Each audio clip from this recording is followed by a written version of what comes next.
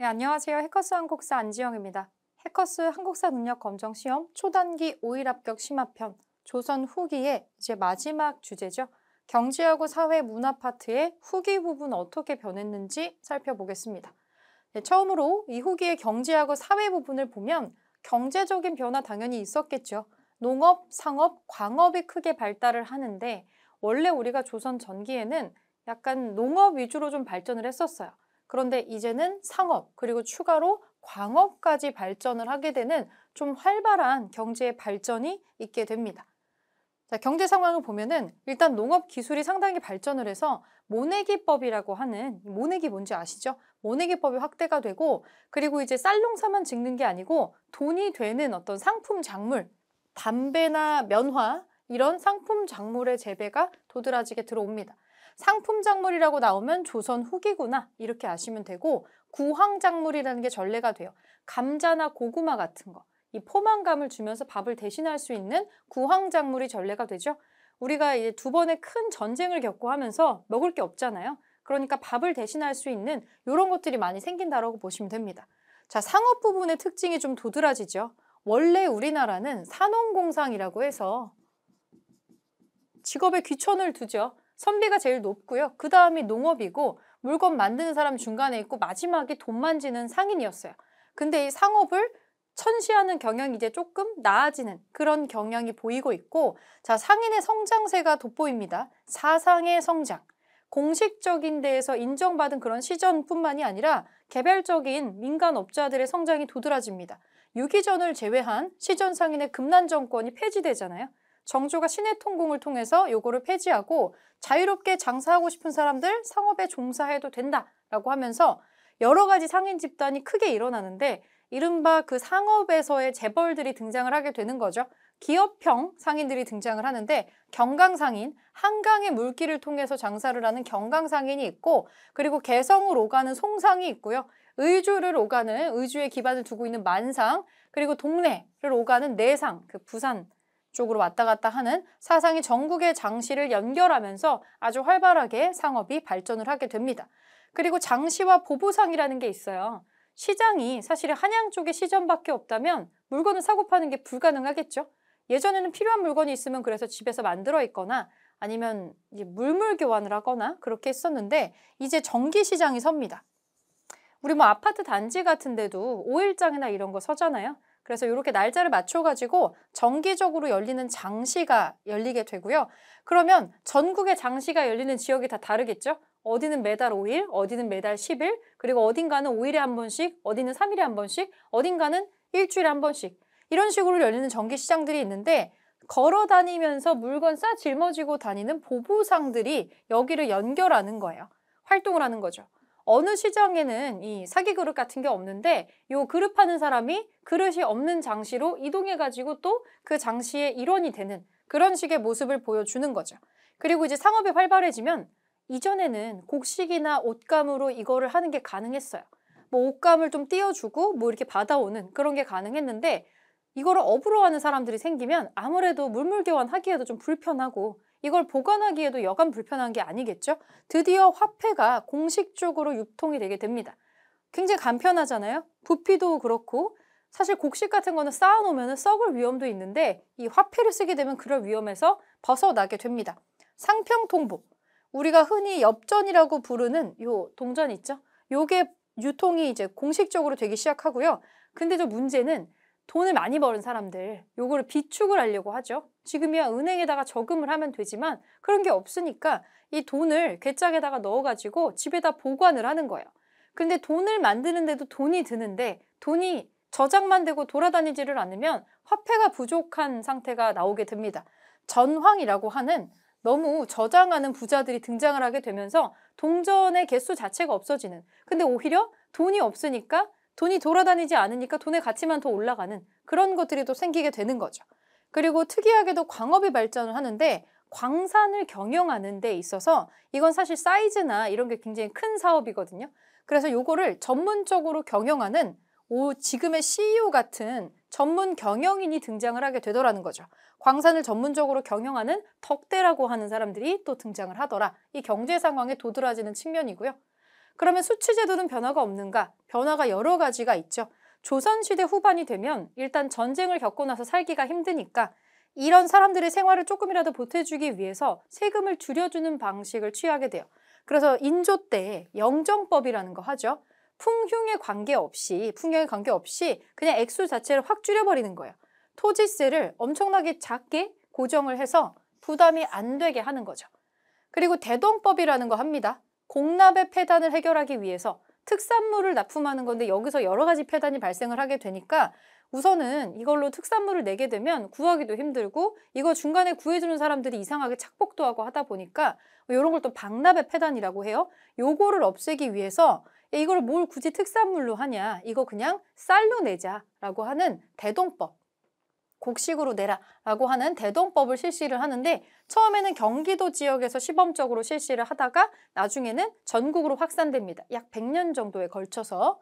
그리고 토지의 결수에 대해서 이 대동법이 특산물 말고 뭐 귤이나 뭐 미역이나 전복 이런 거 말고 쌀로 고정시켜서 낸다. 나중에는 조금 더 이거를 효율적으로 만들어주기 위해서 배나 옷감이나 동전으로 납부를 해도 된다. 그거는 어디서나 구할 수 있는 거고 가격이 왔다 갔다 할 리가 없으니까. 그래서 이렇게 합니다.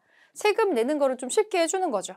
근데 문제는 특산물을 거두면서 이 국가에 필요한 물건으로 세금을 걷기도 했었는데 이제 그게 없어지니까 관청에 필요한 물품을 중간에 조달하는 공인이라고 하는 집단이 또 등장을 하게 돼서 중간에 이런 걸 맞는 관청에 물건을 공급하는 전문 업자가 생긴 거예요. 그게 공인입니다.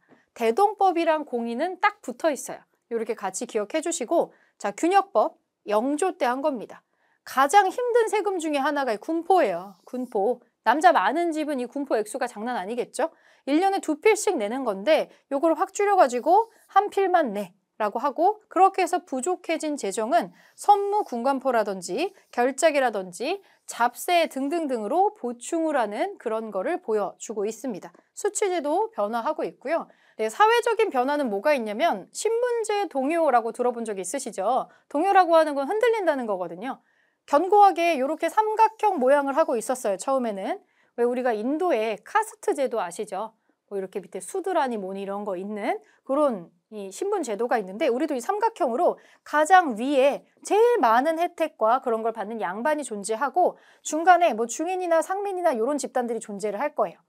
여기가 풍부하게 넓어야 세금 내는 사람들도 많고 유사시에 군인으로 전환할 수도 있는 국가를 튼튼하게 유지시켜주는 실제 백성 집단이 가운데예요. 그리고 마지막에 노비가 들어가게 되는데 나중에는 이 신분제가 완전히 바뀌게 돼서 이 임진왜란 이후에 국가 재정이 부족하니까 국가에서 돈이 될 만한 거 당장 뭐 만들어 팔 것도 없잖아요. 그러다 보니까 니즈가 많은 것 중에서 팔 수 있는 거 누구나 신분 상승을 꿈꾸기 때문에 양반이 되면은 받을 수 있는 혜택이 굉장히 많거든요. 그래서 공명첩이라는 걸 팝니다. 이름을 쓰는 란이 비어있는 직급첩이에요. 실제로 뭔가 일을 하는 건 아닌데 약간 명예직 같은 거 그런 거를 주는 거죠. 그래서 이걸 사가지고 자기 이름을 쓰는 거예요. 그리고 양반 행세를 하는 거죠. 국가에서 이런 걸 팔았어요. 옛날에 왜 종교개혁이나 이런 데에서 면죄부를 판 것처럼 말도 안 되는 걸 지금 판 거죠. 그 정도로 재정이 너무 악화돼 있었기 때문에. 그리고 돈을 스스로 많이 번 상업이나 이런 걸로 많이 번 집단도 있고 반대로 쫄딱 망한 양반 집단들이 있습니다. 나랑 안정적일 때는 그냥도 먹고 살았지만 전쟁으로 모든 게 다 없어지고 나서는 자기 손으로 벌어먹을 방식이 막막한 사람들이 있어요. 양반들이 그런 사람들 많겠죠. 그리고 급제도 못했다면 약간 그런 것도 있을 것이고 갖고 있는 거라고는 족보와 집안밖에 없는 양반이라고 하는 허울밖에 없는 가난한 양반의 족보를 이제 사는 거죠. 부자들이. 그래서 족보를 위조해서 본인의 이름과 자기 조상의 이름을 끼워 넣는 방식으로 양반으로 변신을 하게 됩니다. 그래서 원래는 세모나케에 안정적으로 있어야 되는 신분제도가 이렇게 거꾸로 바뀌어가지고 노비가 줄어들고 그 위쪽에 양반이 엄청 많아지고요. 그리고 중간층에 탄탄해야 되는 중간층. 왜 우리도 국가를 유지할 때 중산층 많아야 된다고 하잖아요. 중간에는 일반적인 중인이나 일반 상민 집단들이 현저히 줄어들게 되는 그런 모습을 보이게 되는 거죠. 그러다 보니까 양반들이 또 세금 안 내고 하잖아요. 어떻게 해요? 세금을 낼 집단을 늘릴 수밖에 없겠죠. 그래서 어떻게 했냐면 원래 노비들도 세금을 안 내요. 그러니까 지금 당장 양인을 늘리려면 저 양반들을 다 잡아가지고 이렇게 다시 양인으로 끌어내리고 하는 게 너무 힘들기 때문에 국가에 소속됐었던 공노비라는 노비들이 있어요. 이 공노비를 대거 해방을 해서 양인으로 만들어줍니다. 그럼 이 사람들이 세금을 낼 테니까. 이런 것까지 할 정도로 재정적으로 굉장히 궁지에 몰리는 시대가 조선시대 후반이에요. 세금을 납부하는 일반인들을 늘리기 위해서 노비를 해방하는 그런 특단의 조치까지 하는 거죠. 그리고 중인들의 발전도 도드라지는데 뭐 중요한 기술직들은 다 중인들에 모여 있어요. 이 중인들이 양반들이나 했었던 양반의 여가 생활을 따라하기 시작하는 거죠.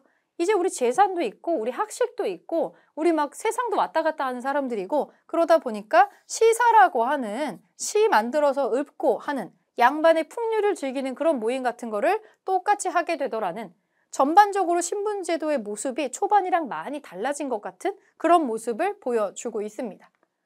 그리고 새로운 사상의 등장, 우리가 이제 교류가 활발해지고 하면서 서양에서 뭐가 들어오기도 해요. 중국을 통해서. 그렇게 새로운 사상, 새로운 종교가 우리나라에도 발을 딛게 됩니다. 조선시대 후반에 우리나라를 뒤흔들었던 새로운 사상 중에 천주교가 있습니다. 천주교. 청나라에 다녀온 사신들이 서학으로, 원래는 이걸 종교로 접한 게 아니라 그 성경책 번역된 거나 이렇게 소개서 같은 것들을 하나의 학문으로 간주를 하고 접했던 거예요. 외국 사람들의 어떤 사상, 생각 이런 거라고 생각을 하고 서쪽에서 넘어온 거니까 서학이라고 원래 소개가 됐다가 성경을 읽고 그런 책들을 읽고 하면서 신앙으로 받아들이게 된 거죠. 신앙으로 받아들이면서 천주교인들이 생기게 됩니다. 우리나라는 굉장히 불합리한 신분제도 속에 있었기 때문에 여기에 경도되는 사람들이 되게 많았어요. 그리고 제사를 모시고 한다는 게 사실 굉장히 힘든 거거든요. 그래서 보니까 조상에 대한 제사와 신주를 모시는 거를 안 하죠. 천주교에서는 그런 건 미신으로 치부를 하고 그래서 이런 것들이 받아들이게 되면서 새로운 이 종교가 들어오게 되면서 일반인들이야 그렇다 치지만 양반들 중에서 이런 걸 배운 학자 양반층 중에서 천주교 신자가 되면서 응당 모셔야 되는 제사를 지내지 않는 그러면서 양반 사회에 상당한 파장이 넘어오게 돼요. 정부가 이거는 풍기를 문란하게 하고 이거는 나라를 흐트러뜨리는 행위다 라고 규정을 하고 굉장한 탄압을 하게 됩니다. 천주교를 탄압했었던 대표적인 사건을 좀 보자면 정조 때에 신의 박해라는 게 있었어요. 일종의 진산 사건이라고 하는 건데 윤지충이랑 권사항현이라는 사람이 뭘 했냐면 자기 조상의 신주나 이런 거를 부셔서 불태워서 묻어버린 사건이 있었어요. 사실 이거 되게 과격한 방식이잖아요. 지금도 뭐 차례상 지내는 분들 종종 있으실 텐데 이때 당시엔 상상도 할 수 없는 일이죠. 이거 뭐 천인공노할 일이기 때문에 이게 정부에까지 보고가 됐고 요거는 그때까지는 요 사람들을 처형하는 선에서 끝나기는 했지만 더 크게 번지지는 않았어요. 막 대거 끌려오는 그런 걸로 하지는 않고 정조가 그냥 이쯤에서 덮습니다. 이쯤에서 덮었는데 이제 그 다음에 정조 아들인 순조가 즉위했을 때 신유박해라는 조금 큰 범위의 박해가 일어나게 되죠. 이승훈이라고 하는 신부가 처형이 되고요. 정조가 죽고 나면 정약용 같이 미끄러지잖아요. 정약용의 집안 형제들이 전부 천주교 신자였어요. 그래서 덩달아 정약용도 천주쟁이라고 하면서 유배를 떠나게 되는데 정약용은 이때 유배 떠나서 다시는 돌아오지 못하죠. 무려 18년의 유배 생활을 하게 됩니다. 실제로 정약용의 형제들은 아주 독실한 그 천주교 신자가 맞았어요. 근데 연구 결과를 보면 정약용은 조금 억울할 수 있는 게 이분은 신자는 아니었다고 되어 있습니다. 이 형제들이 신자였던 거죠. 그리고 유명한 게 이 신유박해라는 사건을 필두로 해서 황사형 백서 사건이라는 게 있었어요. 황사형이라고 하는 사람은 당연히 신자겠고 요 황사형 백서가 뭐냐면 그 베이징에 머물고 있었던 프랑스 주교한테 요 신유박해의 실상을 낱낱이 알리고 고발을 해서 우리나라 쪽으로 군대를 청하는 이건 좀 그때 당시 사람들한테 선을 넘었다고 느껴진 거죠. 종교는 종교고 국가는 국가인데 종교적인 탄압을 당했다는 이유로 남의 나라 사람에게 우리나라를 쳐들어와달라라고 얘기하는 거였기 때문에 이 사건을 겪으면서 천주교에 대한 이미지가 굉장히 안 좋아지게 됐죠. 중앙에서는. 그러면서 지속적으로 뒤에도 천주교 탄압이 일어나게 되는 겁니다. 그리고 등장하는 게 방금 나온 거는 외부에서 들어온 거고요. 우리나라에서도 만들어져요. 지금 살기가 너무 힘들어요. 살기가 힘드니까 저렇게 좋은 얘기를 갖고 있는 다른 사상이나 종교가 들어왔을 때 사람들이 믿는 거죠. 여기에 반발을 해서 동학이라는 게 나오는 거예요. 이거는 우리가 창시한 종교입니다. 최재호라는 사람이 있습니다. 몰락한 양반 출신의 최재호라는 사람이 서학에 반대한다는 의미로 동학이라고 이름을 달았지만 거기에 장점과 기존의 뭐 유교나 불교에 있는 장점을 다 끌어모아서 만든 새로운 종교가 동학입니다. 그리고 여기에는 사람들의 마음을 혹하게 하는 뭔가가 들어가 있는데 시천주, 우리는 마음속에 있는 한울림이라고 하는 사람을 모십니다. 그런 신적인 존재를 지금 모시는 거고, 인내천이라는 게 있어요. 사람들이 되게 좋아한, 많이 모일 수밖에 없는, 사람이 곧 하늘이다, 우리 모두는 다 소중하다라는, 종교에서 제일 중요한 거는 차별하지 않고 차등을 두지 않는다는 거죠. 이런 특징이 여기에도 나오는 거예요. 그래서 이 최재호의 그 동학의 기세가 너무 무섭게 늘어나는 거죠. 탄압받고 핍박받았던 사람들이 동학으로 뭉게뭉게 모여듭니다. 그래서 나라에서 이게 심상치가 않다고 판단을 하고, 그때 우리는 왕이 있는 국가니까 왕 말고 다른 거를 믿는 것 자체가 이단이라고 생각을 한 거예요. 그래서 최재우가 세상을 어지럽히고 백성을 현혹한다는 혹세무민이라는 죄목으로 처형이 됩니다. 그리고 두 번째 교주로 최시영이 들어가면서 동학을 체계화시켜요. 경전이 등장합니다. 바이블이 등장을 해요. 동경대전, 용담유사라고 하는 걸 간행을 하면서 사상적으로 정리가 됩니다. 없어지지 않았다는 얘기예요. 탄압을 당하면서, 원래 종교는 탄압을 당하면 더 견고해지죠. 시련을 겪으면. 이런 식으로 서학과 동학이 등장을 하고 있습니다. 그리고 조선 후반에 문화는 어떻게 됐냐면, 이제 조선 전반에 뜬구름 좀 잡는 얘기들은 이제 거의 없어집니다. 우리가 뭐 전쟁도 겪고 여러 가지 환난을 겪으면서 이 선배들 중에도 생각을 바꾸는 사람들이 나와요. 지금 이제 우리가 우주의 원리니 뭐니 이런 걸 따질 때가 아니라 실제 사람들의 생활에 도움이 되는 걸로 해야 된다. 원래 유학이라는 것 자체가 왕도 정치를 해서 백성의 삶을 나아지게 한다는 건데, 뭐 우주의 원리니 사람의 마음에 뭐가 있느니 이런 심성적인 거를, 철학적인 것만 논하다가 현실과 너무 유리되고 있는 건 아닌가. 너무 실천도 없이 실행도 없이 현실성도 없이 너무 철학적인 탁상 공론으로만 이어지는 거에 약간 문제가 있다고 생각을 하는 선비들이 등장을 하게 돼요. 실학, 실제 생활에 도움이 되는 학문으로서 이 성리학과 유학을 사람들에게 전달을 해야 한다. 성리학과 유학은 실제 생활에 도움이 돼야 한다. 이런 생각을 가지고 사람들이, 연구자들이 등장을 하게 되는 거죠. 이렇게 등장한 실학은 두 종류로 나눠볼 수가 있을 것 같아요. 농사를 중요시한 중농학파의 실학자들이 있습니다. 사람들이 왜 이렇게 살기 힘든가 하니 토지제도가 늘 말썽이에요. 땅을 경작하는 사람들이, 실제 농사 짓는 사람들이 땅을 가지고 경작을 해야 되는데 현실은 그렇지 못하다는 거죠. 실제 농사를 짓지도 않는 지주층이 엄청난 땅을 가지고 있으면서 사람들한테 소작농으로 부리면서 실제 농부들은 자기 땅 한 토를 갖지를 못한다는 거죠. 이 근본적으로 토지가 항상 문제가 돼요.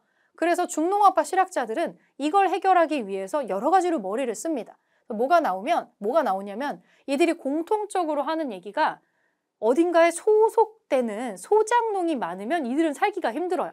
소작농은 말 그대로 땅에서 농사만 대신 지어주는 거기 때문에 이거가 많이 나온다 한들 본인 거가 되는 것도 아니잖아요. 평생을 똑같이 사는 거예요. 내가 일한 만큼 돈을 받는 거 말고는 없으니까.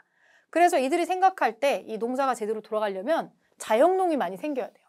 자기 땅을 뺏기거나 소작농이 되거나 노비가 되는 사람이 많아지면 이러면 안 된다. 자영농, 자기의 땅을 소유하고 농사를 짓는 실제 농부들이 많아져야 돼 하면서 농업 중심으로 이 나라를 개혁해 가야 한다. 그래야 튼튼한 나라가 된다. 이런 얘기를 하는 거죠.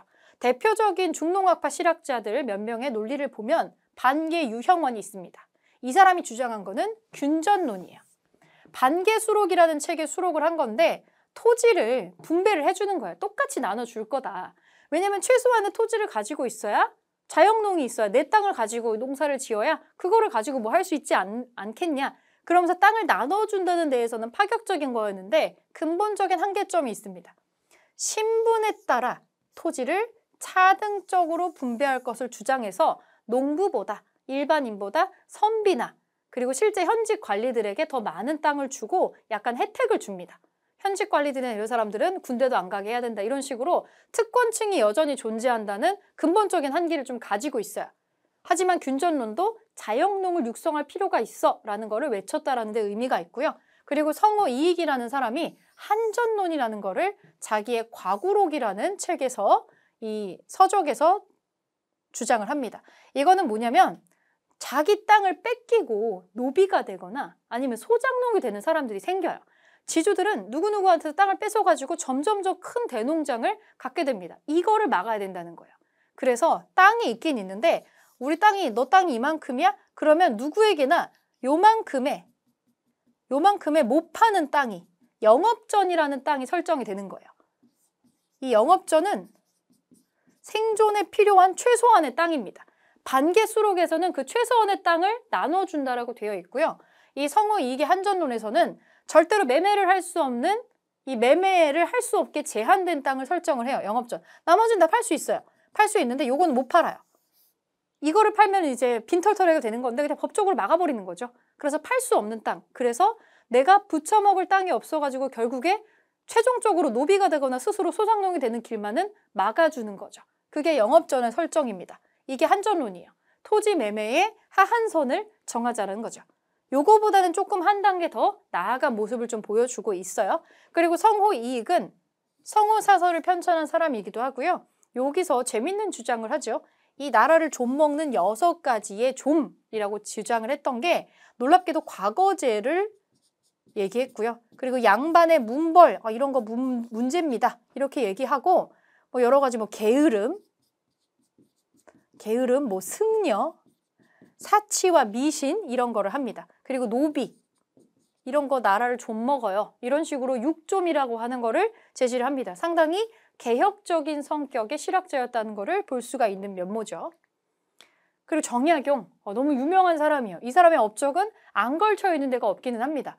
여전론이라는 걸 처음에 주장을 했었어요. 이 사람이 여기 어찌 보면은 공산주의 같은 느낌이 들 수는 있습니다. 마을 단위로 애초에 이 사람은 개인이 토지를 소유한다라는 개념 자체에 약간 의문을 제시를 하고 마을 단위로 토지를 분배하는 거예요. 그래서 여라고 하는 단위로 마을을 설정을 해가지고 여장이라고 하는 대표를 뽑아서 공동경작 토지를 하는 거죠. 공동경작을 해가지고 여기서 나온 수확물은 그 여장이라고 하는 그 대표자가 일한 만큼 계산을 해가지고 논아준다는 거예요. 공동 수확물을. 그리고 거기서 자기 급여도 받아가고 이런 식으로 시스템적으로는 문제는 없어요. 그리고 여기서 공동경작을 한 거 내에서 공동세금을 나라에 납부한다. 이렇게 되면 굶어 죽는 사람 없다. 이렇게 나오는 거죠. 상당히 이상적인 이론이에요. 나중에는 스스로도 지금 우리나라 시스템에서는 여전론은 불가하다라는 거를 본인도 인정을 해서 이 여전론을 약간 보강한 정전제 이런 것도 제시를 하기도 해요. 상당히 파격적인 특징으로 이 중농 학파에 속하는 게 정약용이고요. 그리고 정약용의 특징은 뭐 여러 가지의 재주가 있는데 수원화성 축조에 이 사람이 수원화성 설계하에 참여를 한 사람이고 거중기 제작하죠. 기기도설이라는 책을 참고해서 아주 무거운 돌을 들고 내리는 기기를 고안을 합니다. 수원화성 축조에 사용된 거중기가 있고요. 그리고 유배 생활을 하면서 굉장히 여러 가지 저작물을 남깁니다. 일단 본인이 혼자 썼다기보다는 일종의 학파를 이루면서 500권이 넘는 저수를 남긴 것으로 알려져 있고요. 대표적으로 목민심서, 경세육표, 마가회통, 이 의학서까지 내요. 자기 자녀들을 이 홍역으로 이런 걸로 많이 잃고 나서는 요 책까지 정리를 하게 됩니다. 안 걸쳐 있는 데가 없는 그런 모습을 보여주는 게 이 다산 정약용이라는 실학자에 대한 내용이고요. 그리고 중상학파, 상업을 중시하는 사람들도 있습니다. 상공업의 발전을 추구를 해서 상업 중심으로 나라를 개혁시켜야 돼. 이렇게 주장한 사람이 있는데 농암 유수원이라는 분이 있어요. 자신의 우서라는 책에서 사, 농, 공, 상의 직업적인 평등 이거를 왜 수직으로 내리냐. 평등하게 해야 된다라고 직업적인 평등 이런 거를 강조를 합니다. 전문화 이런 걸 평등하게 해줘야 서로 카테고리마다 이거 하려는 사람들이 생길 것이고 고르게 발전을 하지 않겠냐 이렇게 이 주장을 했던 사람이고요. 담헌 홍대용 이 사람은 천문학자, 과학자이죠. 천문학자로 유명한 홍대용인데 담헌이라는 호를 좀 기억을 해주시면 좋겠고요. 지전설 그리고 무한우주론을 주장을 했고 혼천이를 제작하는 사람 그리고 의삼문답이라고 하는 책도 저술을 하는 사람이죠. 유명한 천문학자이자 수학자로 보기도 하고요. 대단한 인재였죠. 그리고 연암 박지원 이분도 국어교과서에도 같이 언급되는 분이죠. 수레, 선박, 그리고 화폐 유통 이런 필요성을 주장을 하는 사람입니다. 개혁적인 시선 가지고 있고요. 자기가 이 중국 왔다 갔다 하면서 본 거를 가지고 열하일기라는 거를 짓기도 했고요. 그리고 양반전이나 허생전 같은 파격적인 양반을 좀 풍자하고 비판하는 책들을 저술을 하기도 했습니다. 그리고 밑에 나오는 초정 박제가 박제가도 요즘엔 이렇게 호를 물어보는 걸로도 많이 나오더라고요. 이 초정이라는 호도 기억해 주시고요. 북학이라는 책에서 재물이라고 하는 것은 돈은 우물에 비유할 수가 있다. 너무 물을 뜨지 않으면 물이 말라버린다라고 하는 거예요. 적당히 물을 계속 떠줘야 물이 계속 솟아난다. 그러니까 마냥 덮어놓고 절약만 하는 것보다 어느 정도는 소비를 해야 시장이 돌아가 라고 소비를 중요시했었던 사람이에요. 시대를 앞서가는 의견을 내놓으면서 이 상공업을 발전시키자라고 주장했었던 실학자들의 리스트도 한번 정리해서 알아주시면 좋을 것 같고요. 자, 그럼 문화적인 측면은 당연히 변화가 있었겠죠. 이제 지금 신분제도가 좀 바뀌게 되면서 동요하면서 서민 집단의 경제력이 올라가는 사람들이 나와요. 그리고 중인들 중에서도 한 재산 크게 모으신 분들이 있고 완전 평민인데 완전 그냥 농업에 종사하는 사람인데 부자 농부가 되는 사람들이 있어요. 거부가 되는 사람들이 나오면서 서민들의 생활이 조금 나아지는 모습도 보이게 됩니다. 그러면서 이들이 먹고 사는 게 해결이 나중에 되면은 문화적인 측면에 여가의 눈을 돌리게 되잖아요. 그런 것들이 등장을 하게 되는데 서민을 대상으로 하는 카테고리의 예술 분야들이 발전을 하는 거죠. 판소리, 탈춤, 그리고 한글 소설 유행하고요. 이거 한글 소설책 빌려주고 하는 그런 데들도 새 책점도 생기게 되죠. 그리고 사설, 시조. 지금으로 치면은 뭐 랩 같은 거죠. 랩. 멋들어지게 뭐 이렇게 글자 정해가지고 하는 이 양반들의 시조랑은 조금 다른데 한도 끝도 없이 이어지는 사설, 시조 같은 것들 다양하게 등장을 하게 됩니다. 소설을 읽어주고 일정한 돈을 받는 전기수라고 하는 사람들이 시장 돌아다니면서 라디오처럼 인간 라디오로 돌아다니면서 하기도 하고 플러스로 뭐 이제 새 책점, 책 빌려주는 거예요. 책 대여점 같은 것도 생기게 됩니다. 그 그림적인 부분에서 전기랑 다른 부분이 나와요. 그때는 없었지만 이제 후반에 나오는 것들, 풍경화를 그린다고 해도 뭔가 사상적으로 변경된 게 보입니다. 산수화, 전기부터 있었어요. 안견의 목류도원도랑 이 뒷부분에 나오는 이 산수화를 비교해보면 가장 유명한 사람으로 겸재정선이 있어요.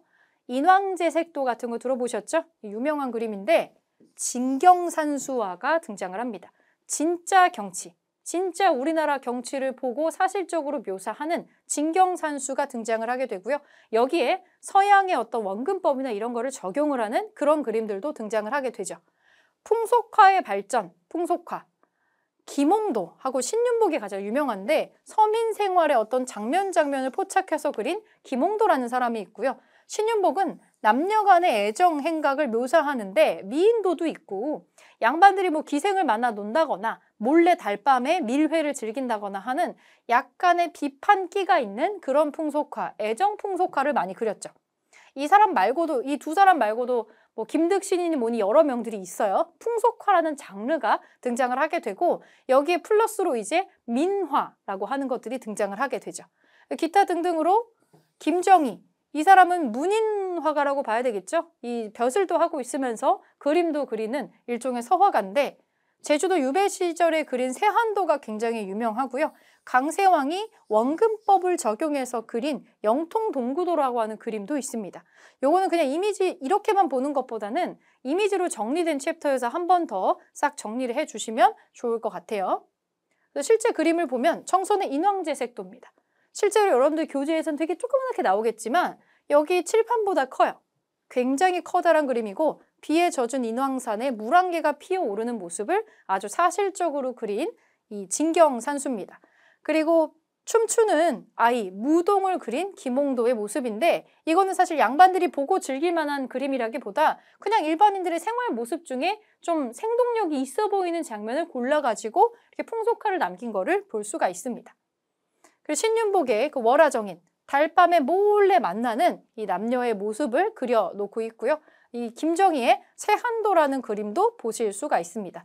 실제 이 그림은 이것만 딱 보면 이게 뭐가 그렇게 대단한 그림이야? 이렇게 생각하실 수 있는데 이 그림에 감상평이 엄청 달렸거든요.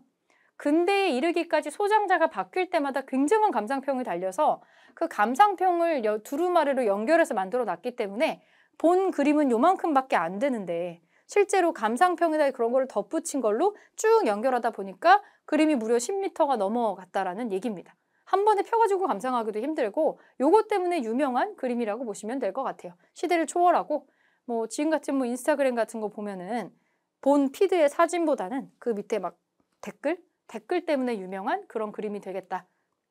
이렇게 보면 되겠죠. 최근에 국가에 기증된 국립중앙박물관에 완전 기증된 걸로 유명한 그림이니까 한번 이미지나 이름 같이 알아두시고 이것도 조선 후기를 대표하는 작품 중에 하나다라는 거 봐주시면 좋을 것 같습니다. 네, 마지막으로 건축 부분에서는 여기서는 이미지가 하나도 나오지 않는데 아마 우리 후반부에 문화사 파트 정리할 때 이미지랑 같이 한번 나올 거예요. 김제 금산사의 미륵전, 구례 화엄사의 각황전, 이거 봄에 홍매화 많이 보러 가는 데죠. 올해 이거 무슨 사진 찍는 콘테스트 같은 것도 해가지고 아마 인스타그램이나 이런 데에서 사진을 보신 분들이 많을 것 같아요. 요거 지명이랑 사찰의 이름을 좀 기억을 해주시면 좋을 것 같아요. 그리고 보은에 법주사 팔상전이라는 거 있다는 거, 이 목조로 만든 것 중에 탑의 형태를 갖고 있는 것 중에 가장 오래된 거거든요. 요거 이름만 좀 같이 기억을 해주시고 이거는 지금 이렇게 이론으로 봐서는 이해가 안 될 수 있으니까 문제가 나왔을 때 그 문제풀이에서 나오는 사진과 지역의 이름을 한번 정리하는 방식으로 문화사 파트에서 다시 한번 보도록 하겠습니다. 여기서 정리 마무리 해볼게요.